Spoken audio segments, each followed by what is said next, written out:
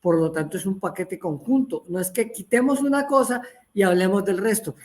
No ha habido votación de las 4 comisiones que diga que lo están negando o lo están aprobando. Eso se llama, en términos jurídicos, no hay decisión. Tienen que comenzar a discutirlo. No pueden decir que no existe. Está radicado. Es el proyecto 330 de la Cámara. Que la están asumiendo como una ley, como un ajuste tributario. Entonces le estamos diciendo, la ley de financiamiento tiene 3 grandes componentes. Eso nos da un espacio fiscal de 5.4 billones. Ahí están los 12 billones. No es una reforma tributaria. Buenas, buenas para todos y todas. Gracias por estar una vez más en este canal. Como siempre, muy atentos a las noticias de Colombia y del mundo. Hoy vamos a seguir hablando de esa ley de financiamiento presentada por el gobierno de Gustavo Petro, a la que muchos congresistas llaman la reforma tributaria. Sin embargo, el gobierno ha sido muy específico y ha dicho que con esta ley de financiamiento básicamente van a financiar, van a recortar el gasto público sin tocar a los más vulnerables y así también el gasto social lo van a mover. Hoy tenemos a un protagonista, a un súper protagonista de esta noticia. Él es nada más y nada menos que el ministro de Hacienda, Ricardo Bonilla, quien nos está atendiendo unos minutos antes de entrar a un conversatorio en Cartagena. Muchas gracias, ministro, por estar acá en este canal. Buenos días, María Camila. Con gusto estoy aquí, a la orden. Ministro, gracias y fíjese que ahora, pues, la verdad, los colombianos estamos a la expectativa con lo que está pasando en el Congreso de la República y con la ley de financiamiento. Ayer el presidente, de hecho, de la República, Gustavo Petro, se volvió a pronunciar sobre todo el tema del presupuesto y dijo que como estaba desfinanciado el presupuesto, pues se entrega al Congreso la ley de financiamiento, cuyo principal artículo y objetivo es reducir el impuesto de renta a todas esas empresas de Colombia y más aún a la mediana y pequeña empresa. ¿Qué ha pasado recientemente, ministro? ¿Por qué no logran llegar a un acuerdo ni siquiera del monto? Porque el monto finalmente lo que está en discusión está en función de que hay congresistas que no quieren discutir la ley de financiamiento. Al no quererla discutir dicen, pongamos el monto sin ley de financiamiento y después discutimos ese tema. Y nosotros le decimos no. El presupuesto desde el comienzo está planteado por 523 billones, incluyendo 12 billones de una ley de financiamiento que ya está radicada en el Congreso y a la cual tienen que hacerle trámite. Por lo tanto, es un paquete conjunto. No es que quitemos una cosa y hablemos del resto. La discusión es o 511 o 523. Nosotros decimos es paquete completo. La ley de financiamiento va ahí incluida. Otra cosa es que ustedes no la quieran discutir. Ya. Entonces, ¿qué pasó ayer con respecto a que muchos congresistas salieron a decir, se negó el monto, esto se negó, salió Catherine Miranda, una cantidad de gente diciendo que sí se había negado y después salió usted diciendo cuál que lo negaron? Eso no lo negaron. ¿Cuándo lo han negado? O sea, definitivamente pues debemos creerle a el gobierno y al ministro de Hacienda, ¿o no? O sea, ¿lo negaron o no lo negaron? La norma lo que dice es que un monto de presupuesto para ser negado tiene que ser negado por las 4 comisiones. O para ser aprobado tiene que ser aprobado por las 4 comisiones económicas, las terceras y cuartas de Cámara y Senado. No ha habido votación de las 4 comisiones que diga que lo están negando o lo están aprobando. Eso se llama, en términos jurídicos, no hay decisión.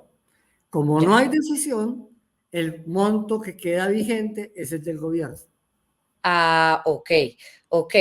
Eso es lo que dice la ley quinta. Perfecto. Ministro, ¿qué va a pasar el día martes? ¿El día martes van a seguir mirando el tema del monto o también van a seguir discutiendo el tema, o sea, la ley per se? No, el día martes ya se acabó el plazo para fijar el monto. Como no hubo decisión, queda el del gobierno. El día martes sigue la discusión para primer debate y los ponentes tienen que empezar a organizar ese primer debate, pero además el martes deben darle ponentes al proyecto de ley de financiamiento. Tienen que comenzar a discutirlo. No pueden decir que no existe. Está radicado. Es el proyecto 330 de la Cámara. ¿Qué es lo que más le está molestando a varios congresistas de la oposición y demás sobre la ley de financiamiento? ¿Qué puntos son exactos? Que la están asumiendo como una ley, como un ajuste tributario. Entonces le estamos diciendo, la ley de financiamiento tiene tres grandes componentes. Un primer gran componente es una serie de estímulos para la reactivación económica, entre las cuales está la reducción de la tasa nominal del impuesto de renta corporativo, que en el 2025 apenas se va a sentir, se va a terminar de sentir en el 2030, porque es progresivo. En el 2030 el gobierno va a dejar de recibir cerca de 8 billones de pesos que quedan en las arcas de las empresas y que va creciendo. En el 2025 es muy poco, en el 2026 es casi 3 billones y va creciendo paulatinamente hasta casi 8 en el 2030, que es lo que las empresas van a tener en sus arcas para seguir invirtiendo. Entonces, este es el aspecto más importante del compromiso, un programa de reactivación económica. Hay otros estímulos para la economía. Un segundo proyecto es, estamos identificando unas fuentes de ingreso tributario adicional que hemos identificado, sobre las cuales no estamos grabando la canasta familiar ni a las familias de ingresos medios y bajos de Colombia. Buenas, paso por acá para darles una pausa y decirles que se suscriban rápidamente acá, clic, suscríbanse. Y un tercer paquete es, estamos pidiendo traer la vigencia de la regla fiscal del año 2026 al 2025. Eso nos abre un espacio fiscal que es importante para el 2025, donde estamos tan apretados. ¿Qué pasa si el Congreso no aprueba el monto que está negociando el gobierno?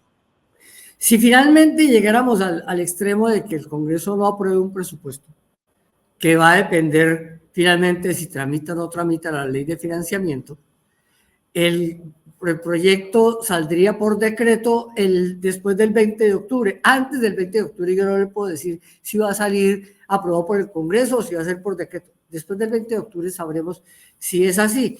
Si sale por decreto y no quedó algo relacionado con la ley de financiamiento, el 2 de enero el gobierno tendrá que hacer un aplazamiento, pero podrá definir por dónde aplaza el presupuesto. Ok, pero fíjese que el presidente de la República decía que si el Congreso rechaza este monto, entonces pueden recortar el gasto público sin tocar a la gente vulnerable, a la gente que no tiene recursos y el gasto social. ¿Eso es correcto?